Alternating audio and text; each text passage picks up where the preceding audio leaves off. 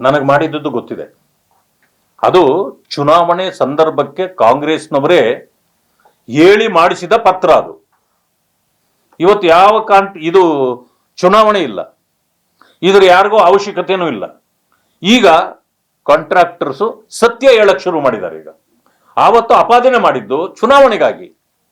ಚುನಾವಣೆ ಮುಗೀತು, ನಾವು ಕೂಡ ಸರಿಯಾದ ಉತ್ತರ ಕೊಡ್ಲಿಲ್ಲ ಆಗ. ಯಾಕೆಂದ್ರೆ ಚುನಾವಣಾ ಸಂದರ್ಭದಲ್ಲಿ ನೀವು ಯಾರು ಏನ್ ಕೇಳಿದ್ರು ಒಂದು ಅಪಾದನೆ ಬಂದಾಗ ಅದು ಉತ್ತರ ಸಿಗೋಷ್ಟೊತ್ತಿಗೆ ಚುನಾವಣೆ ಮುಗಿದೋಗಿರ್ತದೆ. ಜನ ನಮ್ಮನ್ನು ಅಪಾರ್ಥ ಮಾಡ್ಕೊಂಡಿದ್ದು ಸತ್ಯ. ಈಗ ನೋಡಿ, ಚುನಾವಣೆ ಸಂದರ್ಭ ಅಲ್ಲ, ಸತ್ಯ ಹೊರಗಡೆ ಬರ್ತಾ ಇದೆ.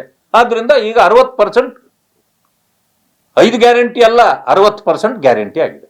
ಸರಿ, 40% ಕಮಿಷನ್ ಆರೋಪ ಮಾಡಿದ್ರು ಸುಳ್ಳಂಗಾರ ಅವರು? ಹೌದಲ್ಲ, ಪುರಾವೆ ಇತ್ತ? ಅಲ್ಲ, ಲೋಕಾಯುಕ್ತರು ಹೇಳಿದ್ರಲ್ಲೇ ಯಾವುದು ಇಲ್ಲ, ಅದೆಲ್ಲ ಸುಳ್ಳು ಅಂತ. ನೀವು ಮಾಡ್ತಿರೋದು ಬೇಸ್ಲೆಸ್ ಅಲಿಗೇಷನ್ ಅಂತ ಹೇಳ್ತಾರೆ. ಯಾರು? ಕಾಂಟ್ರಾಕ್ಟರ್ಗಳನ್ನ ಕೇಳಲಿ. ಅಲ್ಲಲ್ಲ, ಈಗ ಕಾಂಟ್ರಾಕ್ಟರ್ಗಳು ನೇರವಾಗಿ ಹೇಳ್ತಾ ಇದಾರೆ. ಅವ್ರಿಗೆ ಪತ್ರ ಬರ್ದ, ನಮಗ್ ಬರ್ದಿಲ್ಲ.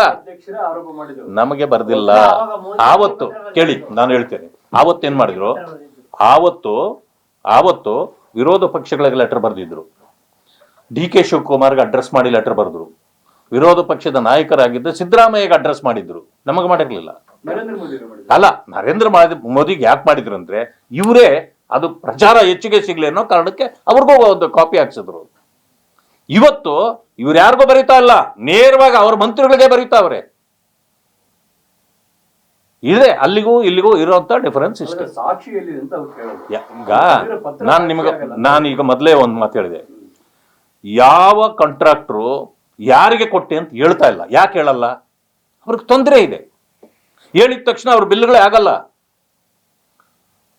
ರಾಜಕಾರಣಿಗಳಿಗೆ ನೀವು ಅವ್ರ ಹೆಸರು ಹೇಳಿದ್ರೆ ಅವರು ತಡೆ ಹಿಡಿತಾರೆ. ಈಗ ಇವರು ದುಡ್ಡು ಹಾಕಿ ಕೆಲಸ ಮಾಡಿ ಇನ್ನು ಈ ಒಂದು ಪರಿಸ್ಥಿತಿಯನ್ನು ನಾವು ಯಾಕೆ ಎದುರಿಸ್ಬೇಕು ಅನ್ನೋ ಕಾರಣಕ್ಕೆ ಅವರು ಹೇಳ್ತಾ ಇಲ್ಲ. ಇದು ಒಳಬೇಕುದಿ ಅವರಿಗೆ. ಎಲ್ಲವನ್ನೂ ನಾವೇ ಕೊಟ್ಟಿದ್ದು ಹೇಳಿದ್ರು ನಾವೇ ಅನುಭವಿಸ್ಬೇಕು. ಈ ಬಿಲ್ ಈಗ ಹಾಕಿರೋ ದುಡ್ಡು ಬರಲಿಲ್ಲ ಅಂತ ಮತ್ತಷ್ಟು ಸಂಕಷ್ಟಕ್ಕೆ ಹೋಗ್ಬೇಕು. ಆ ಕಾರಣದಿಂದ ಹೇಳ್ತಾ ಇಲ್ಲ ಅವರು ಅಷ್ಟೇ.